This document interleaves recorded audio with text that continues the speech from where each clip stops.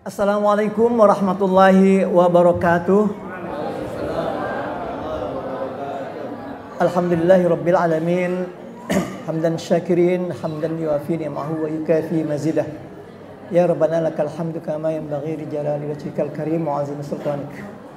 Allahumma salli wa sallim wa barik ala Sayyidina Muhammad wa ala alihi wa ashabihi wa dzurriyyatihi wa qarabati ajma'in. Qala Allah subhanahu wa ta'ala fil Qur'anil Karim, a'udzu billahi minasy syaithanir rajim. Fa'aqim wajhaka lid-dini hanifa fitratallahi allati fataran nas 'alaiha la tabdila li khalqillah. Ila akhir ayat. Sadaqallahul azim.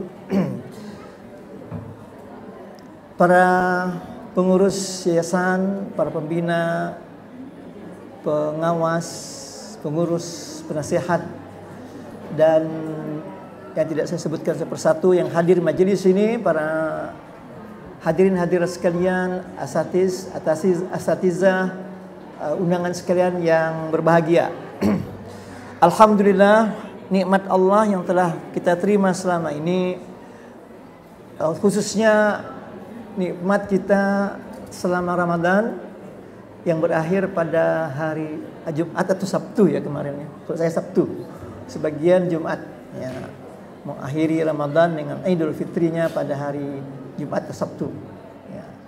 Aid Mubarak. Itulah doa kita. Aid Mubarak, mulia atau barakah. Mudah-mudahan itu yang semua kita ucapkan Mubarak. Tapi kalau kita di Indonesia minal aidin wal faizin ya. Minal aidin wal faizin. Jadi kita berharap mudah-mudahan kita kembali kepada kesucian atau rahmat Allah yang telah memberikan kepada kita nikmat yang besar Ramadan itu. Kita bulan barakah. Nah, tentu pada hari ini insyaallah keluarga besar Yayasan Al-Mumtaz, sebuah lembaga yang alhamdulillah sudah eksis sejak 79 ya Bang. 79 ke Bang nih yayasan kita. Sejak 79 ya. Al-Mumtaz. Oh 92. Jadi existingnya Yayasan Al-Mumtaz ini di kebun rambutan, saya ingat sekali itu dulu. Yang bersejarah yang jadi masjid Al-Mumtaz itulah berdiri, yang namanya waktu itu masih Ridho Ilahi ya, dan berkembang sekarang menjadi sebuah lembaga yang diperhitungkan dan bekerja atau beramal amal dalam bidang pendidikan khususnya yang alhamdulillah yang sudah megah dari TK sampai ke SMA. Alhamdulillah, itulah puji syukur kita ya. Berkat amal-amal bergotong royong ya. Yayasan yang tadinya tidak diperhitungkan, yang hanya hasil pemikiran beberapa teman-teman memikirkan nasib umat ini, dan subhanallah sekarang eksis dengan mampu menelurkan berbagai-bagai lulusan alumni yang insyaallah kata Bang Mi tadi, mudah-mudahan ada jadi pengusaha yang bisa meningkatkan bangunan-bangunannya, ada jadi anggota dewan, ada gubernur, bupati dan sebagainya. Harapan kita, amin ya. Jadi ada buahnya ke depan. Yang jelas kita, yang pasti adalah kita mendidik anak-anak kita menjadi seorang manusia yang bertakwa. Itu yang penting. La'allakum tattaqun. Sebagaimana juga kita Ramadan, Allah harapkan kita menjadi orang muttaqin, dan tentu pada sebagai sebuah lembaga ya, tujuan yang utama, apalagi lembaga Islam ya, lembaga yang bekerja di bidang pendidikan Islam, kita menggunakan term IT ya, Islam terpadu ya. Integrated Islamic Schools atau Integrated Islamic Education ya, ataupun pendidikan yang terintegrasi dengan wajah atau warna Islamnya. Di situ perbedaannya dengan pendidikan yang lain. Nah, mudah-mudahan niat kita memberikan nama terintegrasi dengan Islam ini adalah sesuatu yang melekat. Karena Allah mengatakan wala tamutunna illa wa antum muslimun. Karena kita ingin dipersaksikan nanti di akhirat pada saat kita meninggal, hei fulan, apa agamamu? Pertama itu, man rabbuka, siapa Tuhanmu? Islam. Nah, apa pendidikanmu? Ya, anak-anak Al-Mumtaz bilang, alhamdulillah kami di SDIT Al-Mumtaz, kami di SMA IT Al-Mumtaz, dan seterusnya. Itulah yang menjadi saksi, walaupun sebenarnya persaksian itu adalah amal kita nanti yang bersaksi. Mudah-mudahan ya. Amal-amal itulah yang akan menjadikan kita disaksikan oleh amal kita dan disaksikan oleh malaikat dan Allah yang Maha Kuasa. Oh, dia berada di pada pendidikan yang Islam. Alhamdulillah, itu harapan kita. Ya, walaupun yang lain-lain banyak juga. Ada pesantren, ada ma'had, ini lebih banyak lagi yang ma'had Quran dan sebagainya. Masya Allah, ya tentu lebih dalam spesifik masing-masing bagiannya. Ya. Tentu kita kan yang umum, ya kita bingkai dengan Islam. Ya, baik para jamaah sekalian, hadirin berbahagia. Saya mohon maaf nih mengadikan, bukan seorang ustadz ya. Bang pakarnya sebenarnya Al-Mukarram Syekh Dr. Harjani Hefni ini lagi travel keluar kota ya. Pulang kampung ya. Jadi beliau lahirnya di sana di Paloh ya. Jadi beliau walaupun dia melanglang kemana-mana tapi tembuni, kata kita bahasa kampungnya itu tembuni kita di sana lahir. Ya, saya juga alhamdulillah kemarin pulang kampung. Hari Kamis sudah pulang sebelum Lebaran itu udah pulang kampung di Sejangkung sana ya. Kita pulang ke sana untuk bertemu dengan masih ada induknya kata kita. Masih ada orang sama bilang penogok. Penogok apa? Kalau orang ada penua yang tertua, ada paman saya masih ada hidup. Ada dua bibi yang masih hidup. Ada adik saya, bapak dan ibu sudah meninggal tapi ada paman. Itulah yang menarik kita datang. Kalau di dalam di dalam istilah terminologi Idul Fitri itu kita kembali kepada fitri ya. Fitri itu fitrah, bisa dua arti suci, bisa dua artinya kembali iftar, kembali berbuka. Ada satu tambahan orang Indonesia ini Idul Qaryah, kembali kampung, pulang kampung, pulkam. Yang di Pontianak walaupun setahun dia pulang di sini bekerja, dia balik ke Jawa. Kemana? Dia pulang kampung. Yang di Jakarta balik ke Jawa dan di kampung. Itulah Idul Qaryah, itu adalah sebagian tradisi umat Islam. Dan sebenarnya adalah bagian daripada perjalanan umat Islam juga. Untuk silaturahim kembali kepada keluarga yang dekat. Kalau di kota dia kan sehari-harian bekerja mencari rezeki, bekerja untuk mendapatkan uang. Tapi alhamdulillah ada niat, karena ada yang menarik kita untuk pulang ke kampung dengan biaya yang besar. Habis-habisan dia membawa bekal, membawa oleh-oleh untuk dibawa ke kampung. Apakah orang tua, paman, adik berbagi angpau walaupun kecil-kecil, amplop 2.000, 3.000, 5.000. Masya Allah, itulah makna Idul Fitrah kita dan Idul Qaryah itu untuk kembali menjalin silaturahim di antara kita dengan keluarga-keluarga kita. Nah, kalau kita di kota ini ya seperti ini Idul Fitri Mubarak atau Idul atau kita halal bihalal yang kita lakukan ini dalam rangka silaturahim di antara kita sebagai profesional. Ada guru, ada karyawan, ada bos dengan bawahan, guru dengan murid, ya, teman dengan teman sebagainya. Kita bersama-sama bersalam-salaman, bermaaf-maafan. Pantun dikatakan tadi. Nah, mudah-mudahan itu harapan kita. Kenapa? Ya, kalau selama ini kita memohon maaf kepada Allah, janji Allah kalau orang berpuasa, man shoma ramadhana imanan wa ihtisaban ghufira lahu ma taqaddama min dzambih.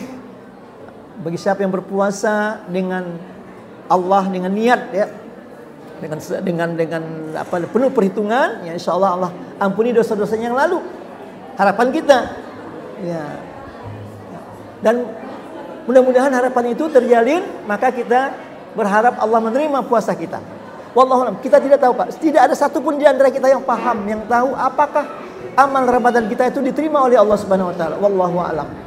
Karena masing-masing kita punya tren, punya trik berpuasa, cara kita, pergaulan kita sehari-hari pasti akan berbeda.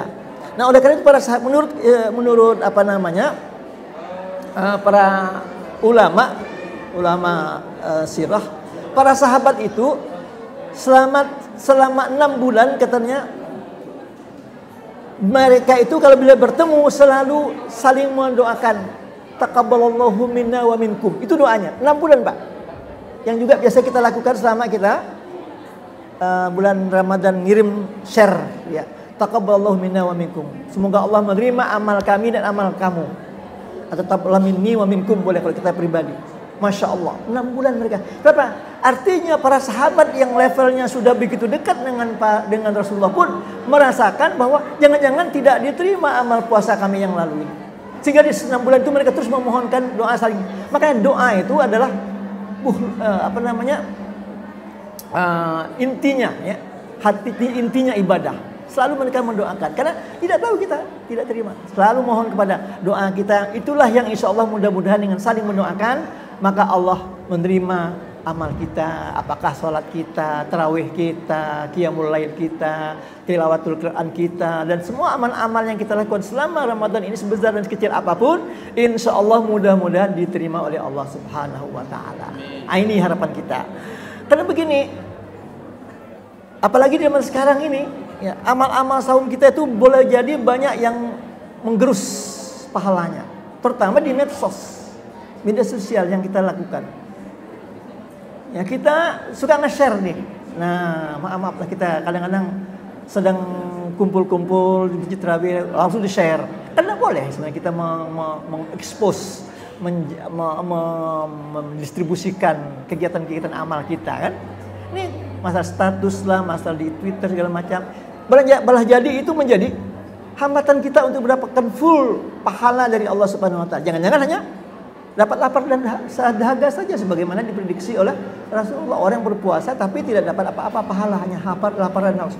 Kewajiban digugur, pahala tidak dapat, kasihan. Kan begitu.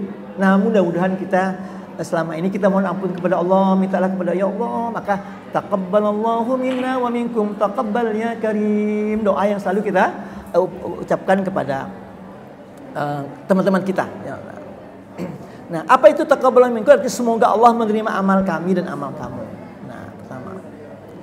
Nah, kemudian yang kedua itu makna daripada fitrah yang ada salah pengertian ya kata para ulama. Ada kita mengatakan Idul Fitri itu kembali suci. Nah, suci bersih dari dosa. Sebenarnya bukan itu, tidak ada jaminan. Karena tadi para sahabat aja tuh selalu minta semoga amal kita di Ramadan itu minta diterima oleh Allah, tidak jaminan.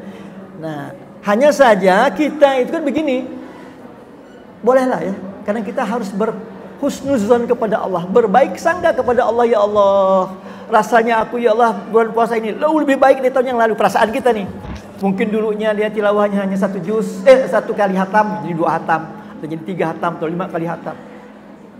Saya salut dengan tadi kemarin saya lihat di video yang diedarkan di medsos juga nih, seorang bupati apa ya, jadi dia apel pertama dengan karyawannya itu apa yang ditanyakannya, karena ini hari pertama kita masuk kerja setelah Lebaran Fitri, saya ingin bertanya satu, siapakah di antara bapak yang tamat ataupun hatam selama 5 kali, dibilang tunjuk tangan. Saya tidak tahu setelah itu bagaimana ceritanya. Nah, hanya terpotong. Dia bertanya kepada karyawannya, bupati itu, masya Allah, ini bupati siapa lupa, saya tak lihat cuman karena selintas saja, luar biasa ini saya bilang ini bupati yang ditanyakannya ke para karyawannya itu siapa yang hatam 5 kali. Kayaknya tidak ada yang jawab, tidak ada yang jawab.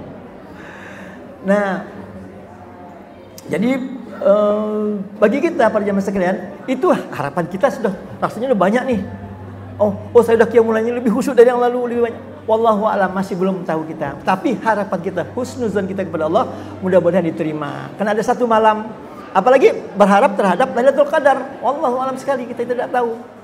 Ya, kapan kita tidak tahu. Padahal kita sudah nunggu-nunggu nih. Jangan-jangan bilang malam ini, tapi kita pun tidak tahu. Tapi harapan kita tetap, insya Allah kita, walaupun waktu itu kita hanya sholat tarawih 8 rakaat atau 23 rakaat dengan jamaah di masjid, ataupun hanya mengaji Quran berapa, kita harapkan itu sama dengan kita tarawih selama 83 tahun. Itu kan harapan kita, ekspektasi kita kepada Allah. Nah, para jemaah sekalian, nah karena Ramadan ini karena Idul Fitri adalah bulan yang kita disuruh untuk memang bulannya kembali iftar, artinya kembali makan-makan. Tentu yang kita harapkan, yang puasa silakan, yang puasa 6 masih yang muslim silakan, yang sudah mulai berpuasa dan selama bulan boleh ngurut, boleh ada yang mengadakan, ada yang nge-share momen terbesar nih kalau kita mulai Syawal nih katanya hari apa? Karena hari Seninnya masuk, terus hari ini mulai Ayyamul Bidnya, ditambah hari Kamisnya, ditambah tambah gitu, ada, silakan menggabung-gabungkan. Tapi yang jelas bagi yang mampu silakan mengambil momen itu untuk memperbanyak, ya, kita memperbanyak pundi-pundi amal soleh kita kepada Allah Subhanahu Wa Taala. Nah bagi yang tidak mampu, jadi selama 1 bulan ini 6 hari itu minimal jangan sampai kita lepas. Nah dan berikutnya karena 11 bulan yang berikutnya dari 16 bulan itu, nah kita terus melakukan ada jejak-jejak digital. Jejak-jejak digital puasa yang kita lakukan setelah 1 bulan penuh dengan 11 bulan yang berikutnya. Ayamil bidnya 3 hari sebulan, Senin dan Kamisnya 2 hari per minggu. Kita kumpulkan. Nah, ini ada puasa kalau misalnya bulan haji itu 10 Zulhijjah. Nah, ada nanti bulan Muharram, ada nanti puasa macam-macam. Silakan Anda membuat jejak-jejak digital, jejak-jejak saum yang bisa kita persembahkan kepada Allah. Karena saum ini prinsipnya adalah satu bentuk orang Barat bilang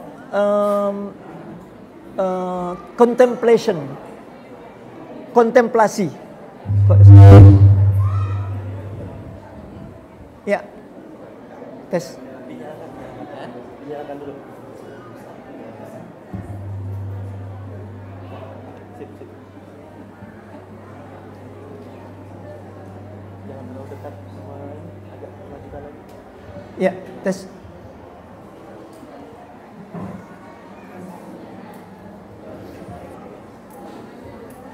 Ya, beberapa pemahaman dari beberapa teman-teman yang di barat sana, puasa itu adalah abstaining katanya. Dari bahasa abstaining, abstain itu menahan.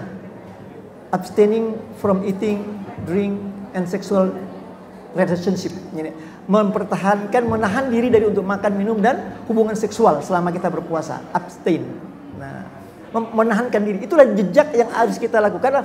Menahan itu artinya bukan tidak boleh selama kita di luar Ramadan kita menahan diri untuk tidak berlebihan makan minum, kemudian ya kemudian kita juga contemplating, contemplate itulah yang dimaksud dengan kita khusyuk pada saat kita melakukan amal-amal ibadah, di mana kita lakukan pada saat-saat tengah malam, kita tarawih, kita lakukan tahajud dan sebagainya, contemplating. Nah, artinya ada semacam, kalau orang Jawa itu tirakat, ya apa tirakat atau yang dibuat apa namanya? Dia bersemedi. Nah, itu semedi itu berpuasa sebenarnya, menahan diri. Mengapa mereka bisa berpuasa 40 hari bisa tidak makan? Nah, ternyata hubungannya makan itu adalah hubungannya biologi kita tahan. Mereka tidak memikirkan makan, 1 detik pun tidak, maka seluruh organ tubuhnya itu berhenti. Metabolisme tubuhnya berhenti. Tidak ada rasa penguraian zat. Kenapa? Dia tidak memikirkan makanan lagi. Ya kan? Nah, maka bisa tahan 4 hari. Tubuhnya meminimalisasikan metabolisme apa yang dimakannya. Dikuranginya. Bahkan kosong sama sekali. Bisa bertahan. Nah, sama dengan binatang kalau kita lihat marsupial ataupun possum apa yang di Australia. Dia selama musim dingin dia tidak makan, dia makan hanya pada musim panas. Dia makan makanan itu disimpan dalam tubuhnya, dia tidur sampai 6 bulan. Bayangkan 6 bulan tidur hewan itu tidak makan apa-apa, bisa hidup. Nah, karena tidak mikirkan.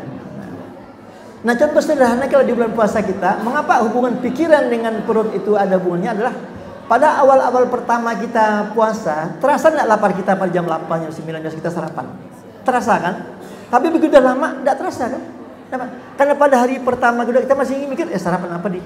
Masih terbayang, masih pikiran kita tuh masih terbawa makan sarapan. Ingat kita makan lapar perutnya, gastrik acid kita, asam gastrik kita tuh langsung cair, enzim yang akan mencerna makanan itu datang. Begitu kita ingin makan, langsung otak kita tuh mengirim sel saraf itu ke hormon gastrik. Ya, muncullah hormon itu yang tumbuh sehingga kalau perih kita akan asam, perih. Nah, itu makanya kita perih kalau kita lapar. Nah, kalau kita tidak mikirkan itu, enzim itu tidak bekerja, aman, tidak perih. Kan begitu. Subhanallah. Jadi Allah mengatur metabolisme tubuh kita ini, makan kita ini untuk kita jadikan pembelajaran. Apabila kita ingin saum, yang ingin makan, aman kita. Nah, sehingga kalau kita puasa yang 6 tuh kadang-kadang tidak perlu sahur, tidak perlu kita makan berat, bisa kita tanpa harus makan. Kenapa? Dia terbiasa dengan tidak makan dan seterusnya. Itulah pembelajaran yang kita lakukan selama bulan Ramadan. Mudah-mudahan itu terjadi pada kita. Nah, yang kedua tadi salah satu hal juga yang mungkin menjadi kesalahpahaman di antara beberapa masyarakat adalah bahwa apakah ghufira lahu taqaddama min dzambihi itu. Dzambi yang mana yang Allah ampuni? Nah, apakah dzambi itu dosa, semua dosa? Nah, para ulama mengatakan tidak semua dosa, karena hanya dosa-dosa yang kecil, yang bukan dosa besar saja. Ya, dosa besar tidak bisa diampuni, karena dosa besar obatnya ataupun pengampunannya hanya taubat. Nah, maka oleh karena itu maka kita harus memahami ayat An-Nisa 31. A'udzubillahi minasyaitonirrajim. In tajtanibu kaba'iri ma tunhauna anhu ya yukaffir ankum sayyi'atikum wa yudkhilkum mudkhalan karima. Jika kamu menjauhi dosa-dosa besar di antara dosa-dosa yang dilarang kamu mengerjakannya, niscaya kami hapus kesalahan-kesalahanmu, dosa-dosamu yang kecil, dan kami masukkan kamu ke tempat yang mulia atau surga. Jadi syaratnya adalah kita memohon ampun, taubat kepada Allah untuk dosa-dosa besar, dosa-dosa kecil. Insya Allah mudah-mudahan dengan Ramadan tadi sudah dihapus oleh Allah. Nah, bagaimana? Pada Allah. Nah, untuk dosa-dosa kepada Allah kita sudah beristighfar, minta ampun. Allahumma innaka afun tuhibbul afwa fa'fu anni, atau tuhibbul afwa fa'fu anna, yang kita baca selama bulan Ramadan itu, mudah-mudahan Allah ampuni kita dan Allah maafkan dosa-dosa kita. Tetapi untuk manusia, manusia harus kepada manusia kita minta ampun. Makanya inilah tradisi salaman-salaman. Nah, di Jawa itu saya ingat kalau di Garut itu saya berlebaran, orang datang ke rumah itu hanya datang salaman, dia tidak makan kue, datang salaman pulang saja. Tapi kalau kita di sini di Indonesia ya, nih iftarnya nih namanya bukaan kita setelah Syawal itu kita makan kue. Kalau di Sambas itu wah nih kue lapisnya banyak di meja-meja, masya Allah, besar kuenya itu ya. Manis-manis semua itu. Kalau bagian gula darah tadinya turun, naik lagi gula darah itu. Masya Allah. Itulah yang menyebabkan orang banyak gula darahnya meningkat, karena makanan-makanan setelah puasa ini adalah penuh dengan karbohidrat. Insya Allah di kita ini ada juga si karbo. Tapi udah kita kurangi sajalah ya. Baik, untuk yang diabetes, kita sama-sama menahan diri untuk tidak memakan konsumsi makanan-makanan yang kelas gula karbohidrat tinggi ya. Baik, itu tadi. Nah, kita kembali kepada dosa. Mudah-mudahan Allah menjauhkan kita dari dosa-dosa besar, yang kita hindari dosa besar dan dosa-dosa kecil kita yang kita lakukan. Apakah salah ucap, salah kita berbuat sesuatu salah dalam kaifiatnya ibadah-ibadah kita, Allah ampuni dosa-dosa kita. Nah, itu para jemaah sekalian. Baik. Kemudian saya ingin menyampaikan sedikit tentang kebiasaan kita di masyarakat kita dalam melakukan halal bihalal ataupun kegiatan-kegiatan yang berhubungan dengan Ramadan ini. Tentu tradisi, katakanlah tradisi. Hanya ada menurut para ahli bahasa yang namanya halal bihalal itu hanya ada di Indonesia. Tidak dikenal di negara-negara Arab. Katakan halal dengan halal dengan halal. Bahkan Ustadz Al-Mawardi yang seorang ulama dan meninggal beliau ya, itu menulis bahwa halal bihalal itu adalah kalimat-kalimat yang tidak pantas diucapkan sebenarnya. Kenapa?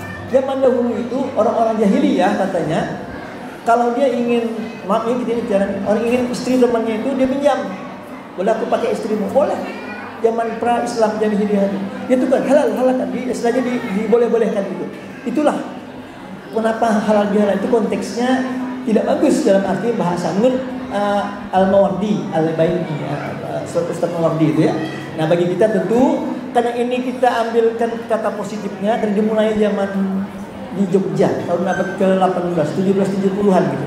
Jadi kerajaan di Sultan itu ingin bertemu dengan rakyatnya, maka dikumpulkan rakyatnya untuk memohon maaf kepada rajanya. Maka itulah mulai katanya halal bihalal di Indonesia. Wallahu a'lam kalimat itu. Yang jelas bagi kita halal bihalal ini adalah arena kita untuk bermaaf-maafan. Lupakan masalah negatifnya makna halal bihalal, tapi kita halalkan apa yang kita lakukan. Ada yang merasa mungkin selama ini tidak baik, tidak berkenan, perkenankanlah. Selama ini mungkin kita berkata-kata menyinggung perasaan teman kita mohon maaf. Itu semuanya bagi kita adalah hilang lepas selama ini.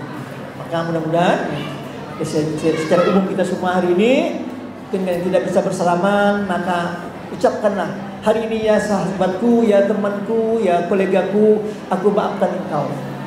Begitu aja dalam hati kita, aku maafkan engkau. Mudah-mudahan amal lagi taqabbalallahu minna wa minkum taqabbalya. Mudah-mudahan amal kamu selama bulan Ramadan dan amal kami selama Ramadan ini diterima oleh Allah Subhanahu wa taala. Itu sehingga di akhir Ramadan Idul Fitri ini kita kembali merasakan nikmatnya ya bersilaturahim, nikmatnya berhubungan atau berkolegial dalam apakah di kelas, di sekolah, di kantor dan sebagainya. Nah, baik penjemaah sekalian, itu berhubungan dengan prinsip kita di dalam di dalam Idul Fitri ini. Kemudian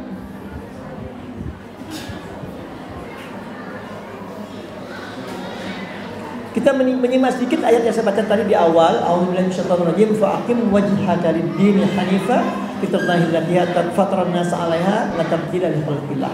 Ternyata para jemaah sekalian, kata fitrah yang disebutkan di sini adalah fitrah penciptaan.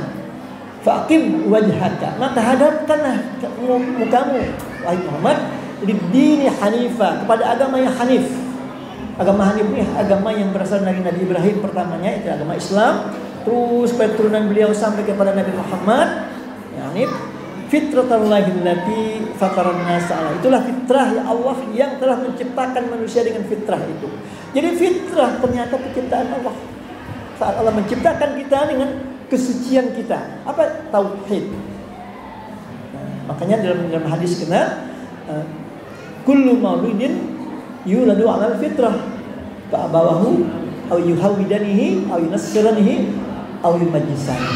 Kembali fitrah itu Allah ciptakan manusia dalam keadaan fitrah, maka nanti orang tuanya lah, pamannya kah, bapaknya atau apa semuanya yang akan menjadikan dia Majusi, Nasrani atau Yahudi. Tiga agama dan tidak ada Islam. Kenapa?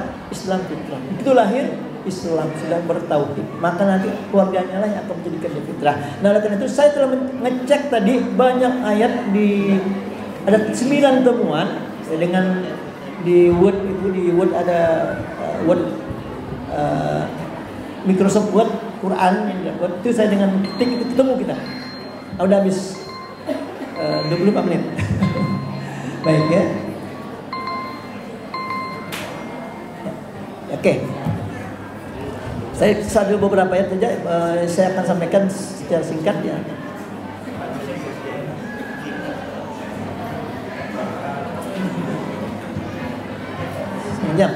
Setengah jam ya. Baik, sedikit saja. Nah, ternyata fitrah yang ya bukan di sini.